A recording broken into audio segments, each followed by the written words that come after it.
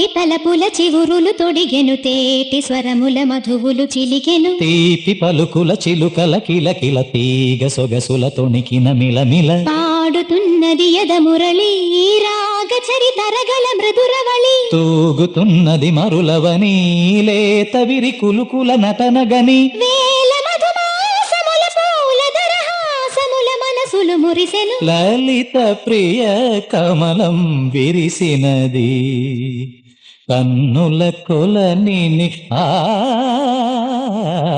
ఉదయ రవి కిరణం మెరిసినది.